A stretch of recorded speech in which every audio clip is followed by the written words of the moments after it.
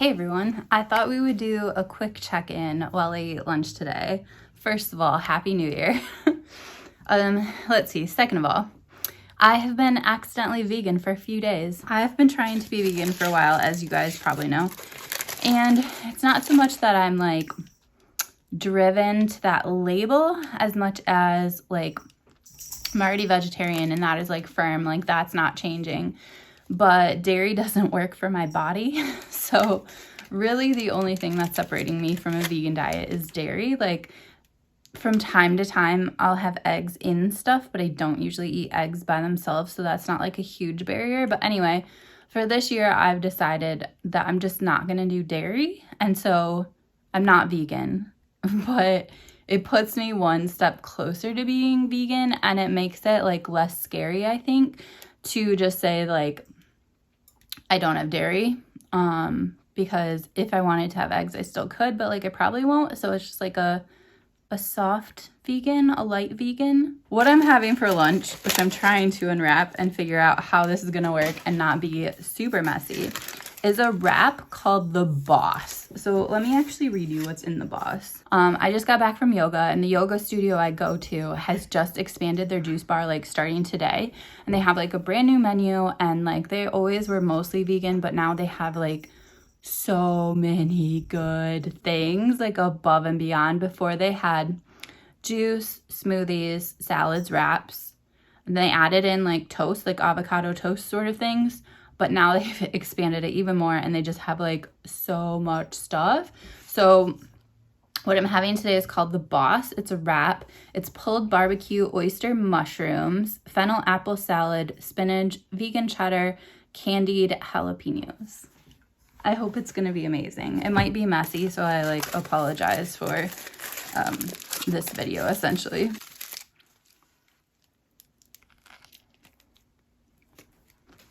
Oh my god, this is so good. Holy crap.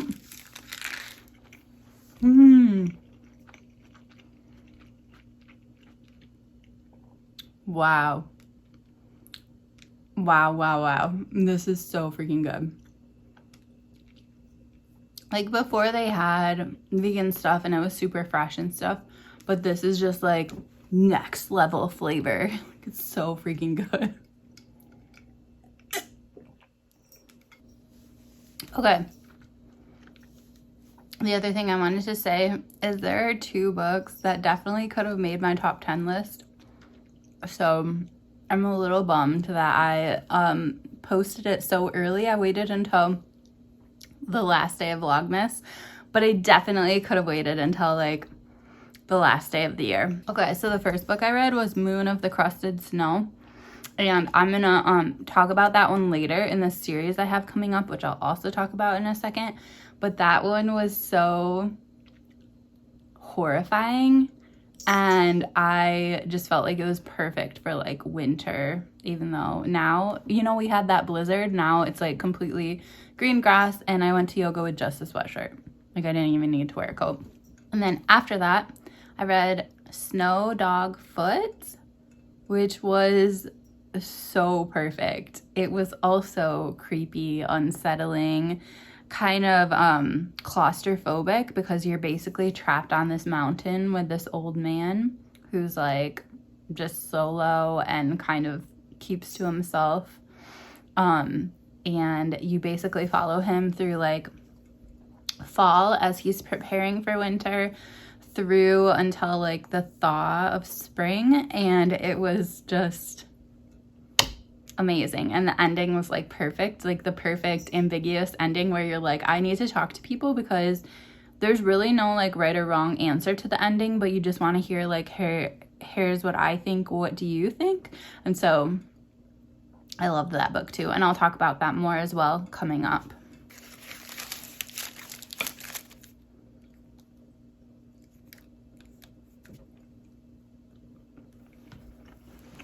Oh my gosh, this is so good. Okay, but the other thing I wanted to talk to you about, which is going to happen for the first time on Friday, and I'm so excited about it. So I started my New Year's Eve reading my own shelf a couple days early. I started on Friday, so like 2 days before the new year. Girls, what are you doing? What are you doing? And the reason I started early is because, not necessarily because people do Friday reads, but more because for me, like Friday kind of starts like the weekend and like a new week, and maybe that's why other people do Friday reads, is because they feel the same way. But for me, like Thursday, I like clean my apartment and get ready for the weekend, and then when I come home from work on Friday, it's just like this just chill time where you have the whole weekend ahead of you. And like obviously there are some weekends I'm busier than others, but like you have the opportunity possibly to like read as much as you want, and like there's just this unknown of what books you'll read that weekend, what you'll discover, how you'll change as like a human being from the week before based on what you read. And so to me, Friday is always a fresh start, and so I just wanted to start like Friday and then end like Thursday night with like 1 week of reading.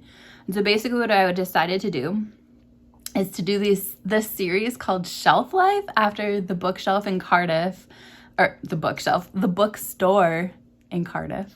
I'm sure they have more than one bookshelf. Basically what I'm going to be doing is I'm going to be talking about the previous week. So kind of like a Friday reads, but the difference is I'm going to include kind of vlog clips of like what I got up to the week before. And then I will also only review the books that are from my shelves that I've read. So you'll be able to see like week after week after week how much from my own collection I'm reading and how much my TBR is decreasing. And I'm hoping that that will hold me accountable. And then the other thing is, like, say I read a book from a library or from somewhere where I don't own it, that's cool, but I'll just do a separate video for that book. If it's so good that it needs to be reviewed, like, I'll only review the ones from my shelf. If that makes sense. So I'm super excited about that. That will start on Friday. So the final thing that I wanted to do for this video is to basically talk about the new people I discovered on BookTube in 2022. Now, it's possible if I found you early in 2022, I might have forgotten that you're my best friend and that we haven't been best friends forever. But for the most part, these are people that I found pretty recently. I'm going to go over them from the most recent find to like the person I think I've known the longest on here. But basically, I just want to shout out people that I got to know over the course of this year. And so the first one, brand new to me anyway, is Katie's Shelf Life. So basically, I told you the start of my new series is Shelf Life, and I didn't want to steal anyone's channel name or anything like that. So when I thought of Shelf Life, like, I mean, I'm already stealing the name of a bookstore, but I didn't want to steal anyone's channel name. So I went through and I just searched for Shelf Life just to make sure, like, I wasn't stealing anyone's channel. And I came across somebody's channel, Katie's Shelf Life. And so I like just checked into her and I started watching some of her videos and I freaking love them. So I think one of the things you'll see in like the people I'm shouting out is they all tend to be pretty cozy and comforting. And I definitely feel that about Katie. But anyway, I asked for permission to use Shelf Life and she said yes. But I have just absolutely loved every single video that I've watched of hers. She lives in Texas and she is super into like art. Like that's her background is in art. So every time that she's talking about a book, like she discusses it kind of through like a mental lens of art. And I just feel like that's super interesting because like I feel like I'm very creative, but I don't view everything through the lens of art because I'm not an artist. I'm creative in other ways. And so, yeah, I just really appreciate her perspective. The way she talks about books is absolutely amazing. Like she just dives deep and gets into it. And, yeah, her channel is just super comforting and I just absolutely love it. She's also in education too. So that's like another, well, that's like our main connection, I guess. But I feel like she reads a lot of literary fiction, I would say. Yeah, I haven't followed her long enough to know what else she reads, but for sure literary fiction. Okay, and then the next person is Bree from Brandywine Books. She lives not super far from me. She lives in Indiana, I believe. And she's actually the one who told me about Moon of the Crested Snow. She didn't tell me particularly about it, but she talked about it on her channel. And I'm so grateful I read that. That book was so good. Anyway, she has chronic illness. I'm not exactly sure what she has, but she purposely makes her life very cozy and comforting and stuff like that. So you get a lot of those chill, slightly slow living, comfort sort of vibes on her channel. She is married, and yeah, she is just completely all about cozy. So she plays cozy video games, which I might be looking into, but it's not something I do right now. She reads comforting books, and she also did something that I really want to do going forward, and that's a 24-hour readathon, which loads of people do, but she kind of spun it on its head. And basically, because she has chronic illness, like, she doesn't want to read for 24 hours straight and see how much she can read.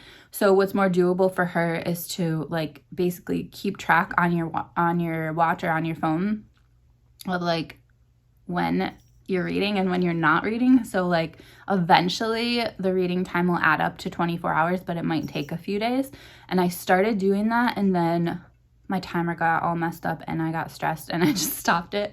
But maybe soon I would like to do that, because I think that's a really cool way to approach things. The next person is Novella, and she, like another person that's gonna come, I was subscribed to her, like, I think for a long time, and I think that sometimes your subscriptions get so full that you just don't, like, click on people. But then every once in a while I try and, like, weed out my subscriptions and just, like, say, like, okay, I've seen this person's videos show up, like, who are they? Do I even like them? Do I even want to be subscribed? Well, she made the cut. I love her. So I'm so glad that I subscribed to her and that I found her again, I guess. Because sometimes I'll subscribe to someone and I won't even watch their videos, but it's just like someone else told me to subscribe and I was like, heck yes, like, I trust their judgment. And then I don't watch their videos for a long time, whatever. Anyway, she lives in Belgium. She speaks like 24,000 languages. She taught herself English by watching TV. Like, what? This is amazing. And she also reads a lot of literary fiction, but she also reads classics, and she also reads, like, I don't know if it would be considered horror. I don't think so. I think it's more just like emotional, emo, unsettling, dark literary fiction, maybe. She's the one that introduced me to Snow Dog Foot, which I absolutely adored, and you'll hear about that on Friday. But yeah, I just really enjoyed watching her. She's just an absolute genius, and she introduces me to books I wouldn't have heard of otherwise, which I think is a definite perk to following people from different countries. And also, so far this year, granted, we've only been a few days in, but do you remember I started a few days early? I haven't read a single book from an American, which is, like, not a problem to read books by people that live in the United States, but it's just fun to have accidentally read books from other countries and books in translation and all that sort of stuff before ever getting to a book by someone in the United States. I feel like it just, like, expands your horizons and stuff. Oh my gosh, this wrap is perfect. It's, like, so spicy, but also there's a sweetness to it. Oh my gosh, it's so freaking good. I know I keep saying that, but like, I feel like I should try and figure out this whole mushroom situation and make this myself.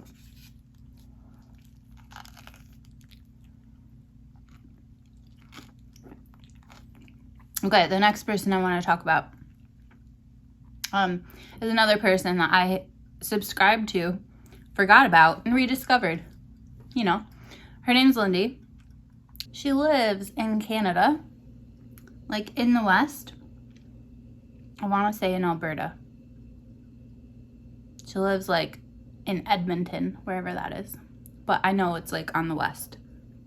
Like further west, not all the way west. Anyway, she is the most brilliant human being that I have ever met online. She reads all sorts of stuff, pretty much any genre. Like, I have seen her read so many things.